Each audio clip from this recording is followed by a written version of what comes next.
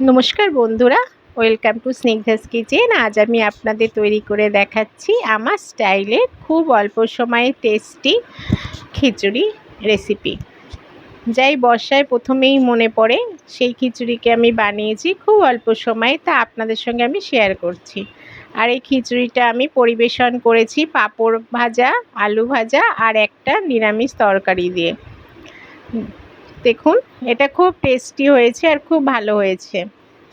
আর এই বর্ষার প্রথমেই এই খিচুড়িটা সবারই মনে পড়ে।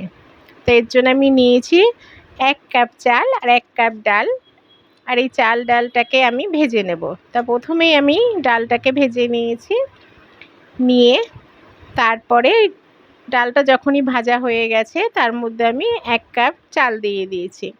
চালটাকে 2 মিনিট ভেজে নিয়ে আমি তুলে নিয়েছি। তুলে নিয়ে একটা বাটির মধ্যে ভালো করে ধুয়ে নিয়েছি। আমি চাল আর ডালটা ভাজার পরেই ধুয়ে নিই, তাই ধুয়ে নিয়েছি। নিয়ে একটা কুকারে একটা সিটি দিয়ে নিয়েছি। চাল ডাল দেওয়ার পরে হাতের আঙুলে যে দুটো দাগ আছে সেই দাগের মতো জল দিয়েছি, দিয়ে সিটি দিয়ে একটা সিটি দিয়ে নামিয়ে নিয়েছি।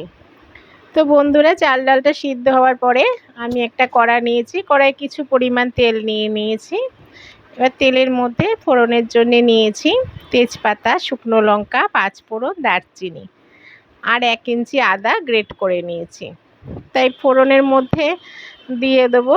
ফোড়নটা যখন হয়ে গেছে ভাজা ভালো করে, তখন এর মধ্যে 1 চামচ কাশ্মীরি শুকনো লঙ্কা গুঁড়ো দিয়েছি। আদাটাকে দিয়ে একটু ভেজে নিয়েছি। তা ভাজার পরে যে সিদ্ধ করা চাল ডাল ছিল সেটা দিয়ে দিয়েছি। তা এতে পরিমাণ মতো হলুদ, নুন আর চিনি দিয়েছি। দিয়ে আরও 2 মিনিট ফুটিয়ে নিয়েছি ভালো করে। তা ফোটানো যখন হয়ে গেছে, পুরো চালের ডালটা হয়ে এসেছে, তখন এর মধ্যে 2 চামচ ঘি দিয়ে দিয়েছি। 2 চামচ ঘি দিয়ে দেখুন, এখন আমার তৈরি এই খিচুড়িটা একদম রেডি।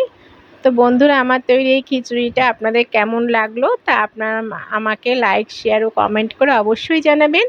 আর আমার খিচুড়িটা যদি আপনাদের ভালো লেগে থাকে আপনারা এটাকে সাবস্ক্রাইব করবেন। তো চলি বন্ধু।